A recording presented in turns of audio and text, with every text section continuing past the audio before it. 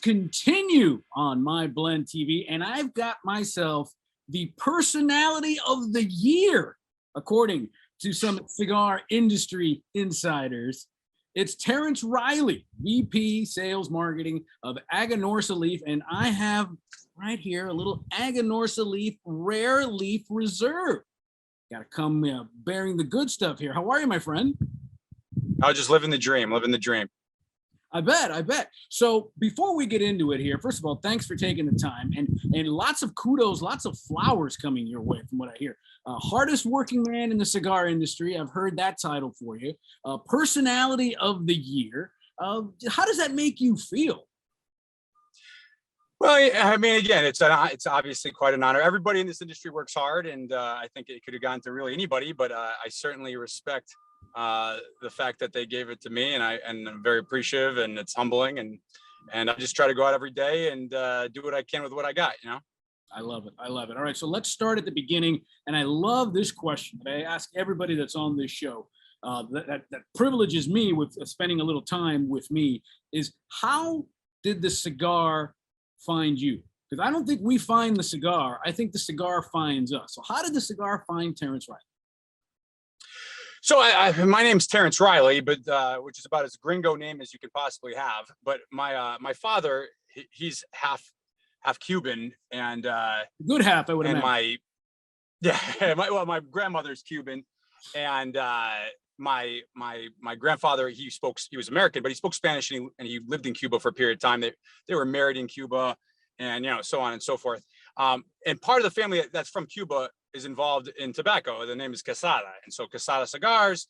And I worked for them for many years. My father was never in the business, but when I was younger, I decided to go down for a summer to the factory and see what's going on. And I thought I would just, go to the Dominican Republic and have a good time. And what the heck, work in a cigar factory.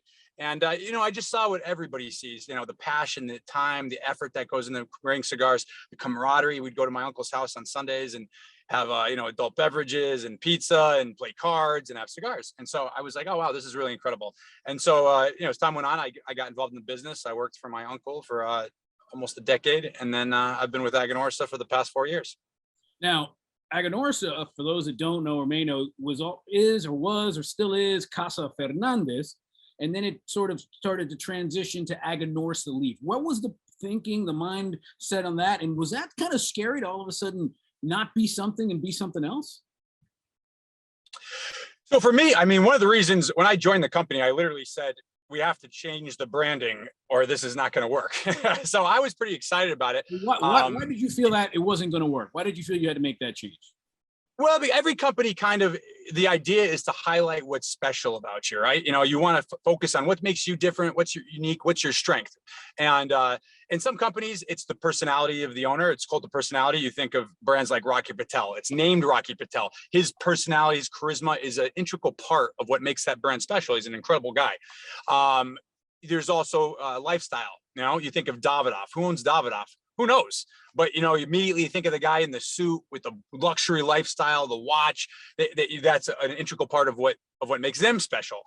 And then there's product-based companies. So, you think of La Flor Dominicana, Homo Ligero, Padron, obviously, is a great example. And they're based more on like the product itself. And for us, what makes us special is the leaf we grow. That's special. We're not that interesting. I look like the guy from that commercial that sells insurance, khakis and a polo shirt, but nobody wants to look like me. The Reilly rate. We're going to give somebody the Reilly rate. That's what we're going to do. Yeah, exactly. Yeah. I'm not Jake. I look like Jake from State Farm. So I don't think anyone's going for that look. So it's really the product that we make that makes us special. And that's really what I thought we should focus on. The leaf we grow. People buy it from us because it's great. People make cigars with us because it's great. And that's really what makes us stand out. And so it made more sense to name us after the growing company, which is really what makes us special. Sure. Now, the one thing, I've got a lot of buddies that are from Nicaragua. We've had Enrique Sanchez, who has his own line. Nicaragua is like the center of the cigar universe right now, especially Esteli. What makes Nicaragua the place right now? Obviously, and that's where you guys, do your stuff. So I think a couple of things. I think that it's really set up to use the soil content is incredible. I think that there's a lot of Cuban farmers that came over to from Cuba, brought that knowledge and helped develop the agriculture industry for tobacco. Right now it's the flavor that people are looking for. You can make world-class cigars entirely with Nicaraguan tobacco, and you can do that for fairly reasonable price points, and it's what the U.S. market is looking for. The U.S. market loves Nicaraguan flavor profile, and so those factors I think all make it successful, make it a place of origin that everybody wants a piece of. Yeah, I got to get myself down to Esteli because everything I'm hearing is that is the place. So let's talk about this little guy right here, the Aganorsa Leaf Rare Leaf Reserve. Now, this is kind of different from you guys. It's a different profile. It's definitely got a punch. I would say, earthy, with a little sweetness, but very different than the other stuff you guys put out. Why change to this and why do this? Because I think the hardest thing, and as a marketing guy, to get somebody who's used to, especially in the cigar business, I smoke X and that's all I smoke. And all of a sudden you're going to give me something different. How do you do that? And what was the thought process? So we don't want we want the guy that's smoking the profile he's used to keep on smoking it. Leave him there. We don't want to move that guy over. We're very happy that he keeps buying the product as he does. We're trying the Rare Leaf part of it was to appeal to a different client. And what I always say is we're kind of like a Scotch bar, for instance. So in a Scotch bar, you have peated Scotch, you have non-peated, you have sherry cask, oak cask, but it's always Scotch. And so what we do is we create different expressions of our signature profile that capture whether it's a Connecticut wrapper or whether it's a full-bodied cigar or whether it's a whatever it is, we're trying to make an expression of that is recognizably Aganorsa, but also stands out by itself. So to that point, what makes something an Aganorsa Leaf? What is that for you guys? What is your signature Aganorsa Leaf? So Aganorsa Leaf, the profile comes from two different seed varietals grown from primarily two different regions. Corojo 99 from Jalapa and Criollo 98 from Esteli. Those two seed varietals are on all our blends. Like every cake has sugar, every cake has egg, except those weird vegan cakes. Nobody likes those. When you taste a cake, you're always going to taste the sugar. You're always going to taste the sweetness from the butter. Now, when you isolate those things, they stand out. In the cake themselves, every cake tastes different. It's not like you're tasting a German chocolate cake and you're saying, oh, this tastes just like that vanilla cake, vanilla whatever cake I had. But it's for us. Those two tobaccos will be present in everything, and that's the backbone of our blends. So for instance, like we actually do Aganorsa experience events where you get the opportunity to try those two tobaccos. So it's basically like, here, taste the sugar, see what the sugar tastes like by itself. Obviously linear, not something you'd want to eat by itself, but you're really picking up distinctly that flavor. And then here's the butter. Taste what butter tastes like. This is distinct in flavor as well. Now, again, generally people don't want to eat butter. And then we have you take the two fumas, the two single components, and smoke them together, kind of Cheech and Chong style. And then you'll see how they balance each other out, which is crucial because you need those two to balance, right? People like lobster, people like peanut butter. They generally don't like lobster on their, with peanut butter. So even though you can have two things separately that are great, they need to go together or they won't work. And so for us, those two tobaccos from those two regions combine to create a signature flavor that doesn't taste like anything else. Yeah, this definitely does not taste like anything else, and I say that in a good way because I like strong cigars. I had the other day I had the Aganorsa Leaf Aniversario, and it's a wonderful cigar. It's a wonderful cigar, but it's kind of cool, mellow. It's a nice. I'm gonna get a nice Scotch with this, and I'm gonna bunker and I'm gonna have a good time. So I guess that truth be told, it's strong, but it's not overpowering, and I like that. So, and I think it brings a person like me to the Aganorsa Leaf profile. Yeah, so you almost certainly, in the future, maybe we can do an Aganorsa experience with you. But like, I would bet you like our Criollo 98 tobacco from Esteli more. That's a little bolder, a little heartier, a little bit saltier. That's more kind of quintessential Nicaraguan tobacco. Corojo from Jalapa tends to be more nuanced, sweeter. It's two different flavors. Now, again, when you combine them, they're greater than the sum of their parts. But generally, people, if like, for instance, if some people said, you know what, the Anniversario, that's more my speed, that would be more Corojo dominant.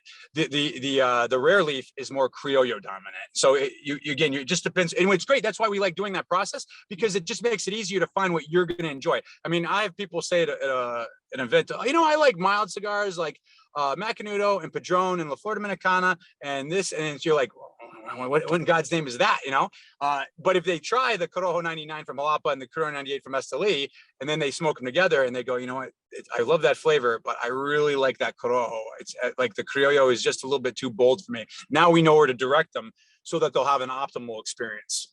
Yeah, that Aganorsa Leaf experience sounds amazing. We're going to get to how we be a part of that later in a bit. Now, the elephant in the room, obviously, COVID. Seems like we're kind of on the other side of it now a little bit. Things are opening up more and more, especially here in Florida.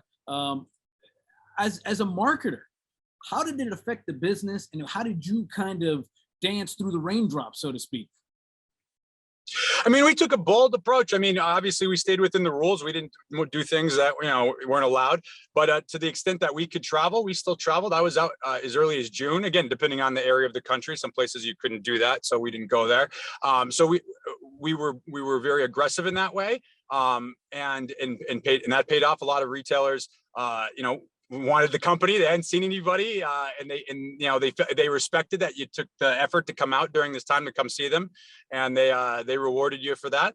And then also we utilize technologies that we were using already to a lesser degree. So I think this is a traditional business, and if pre-COVID you would ask these retailers to get on a Zoom call or all these things, they would have looked at you like you were nuts.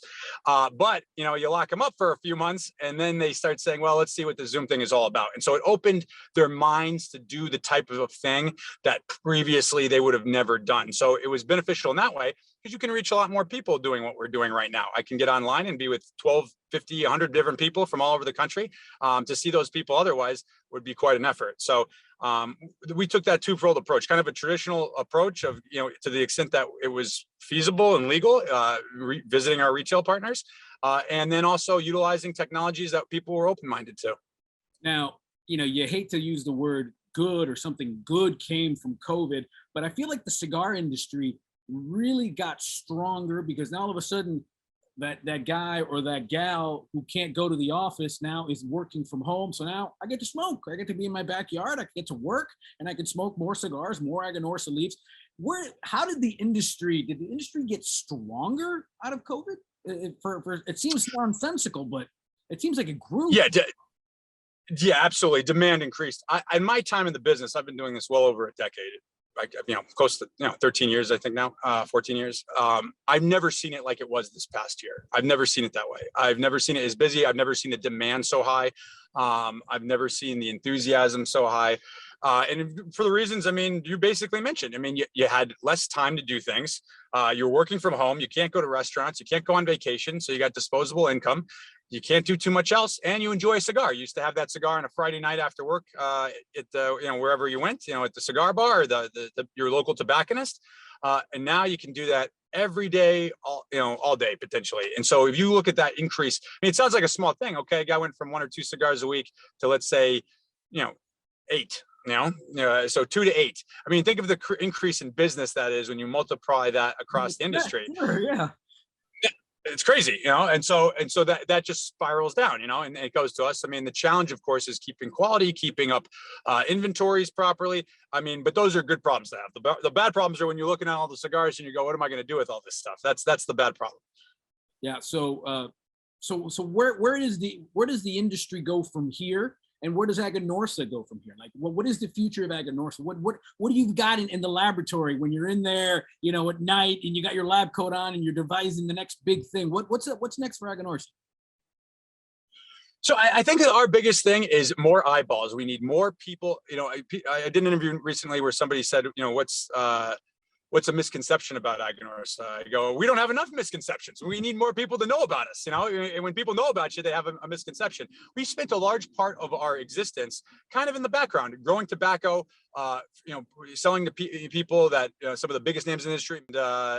And then now, we're kind of putting our name out there. We hadn't done that previously. We'd only been kind of in the background making cigars and selling tobacco. So that's a process. I mean, it takes a while for people to come to know who you are and hear of you. And so that's what we're working on. We're working on making sure that people follow our YouTube channel, Aganorsa Leaf Experience, get on our social media platforms and follow Aganorsa Leaf, contact us, tune into your show and see you and see us on there. You know, we work very hard for that because there's so many not distractions is not the right word, but there's so many people trying to grab your attention, right? You know, there's all the ads, there's all the people, there's so many things. And so it's hard to get people to even recognize you, you know? And so that's what we're doing, is we're making every effort so people, one, are aware of who we are, two, understand us, and three, if we fall into their profile range, that low medium to full flavored Cuban style with a Nicaraguan, you know, influence. I mean, that is what we do. We want people to know about that, understand it, and if it's what they are into, to passionately enjoy it and recommend us to others. Yeah, and you, my friend, you're a go. I'm convinced you just kind of hang in your closet upside down and just plug into the wall and recharge, because you I wish. You're 100% go running everything, family and businesses and everything like that. Finally, before we let you go, tell me about the Aganorsa Leaf Experience. How can someone get on this? How can someone get more information, and how can, more importantly, somebody participate? So great question. So the first is, if you want to get just to see what it is, on our YouTube channel, Aganorsa Leaf Experience, we actually have one. We demonstrate one on there. But basically, if you want to take part in one, follow us to see where your local events will be. If we're going to be in town, or either myself or one of our reps.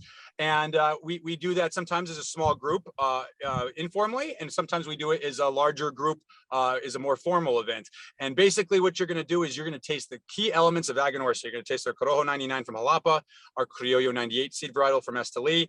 We're going to really harness those flavors individually, see how they combine when you add them together, and then move on to a cigar. And it's just like music. You got to go from the single notes on the piano to chopsticks to Mozart. And so when you have that cigar, you're going to start saying, okay, now I get that Corojo 99 sweetness, and it's making me salivate. Oh, that Esteli Criollo 98. Okay, I'm getting that now, and that's giving me that salty, earthy flavor. And it's really an amazing thing. And it's not like a bunch of blueberry pie and apple cider and all this. And everyone has their own palate, and they describe things how they, however they, their vocabulary, allows them to. But when we say that you're going to taste these things, they're palpable. They're not just flowery language to make it sound like a wonderful experience. You're going to taste it. Yeah, I love it. And I can taste this bad boy. This is the Aganorsa Leaf Rare Leaf Reserve. It's very earthy. It's got it grabs you, it says hello, it sits you down, gives you a big old bear hug, and a nice scotchy scotch would go great with this. Terence, thank you so much, and I wish you nothing but continued success, my friend. I appreciate you so much for having me on. Thank you for this. This is great. Nice. That's Terence Reilly from Aganorsa Leaf.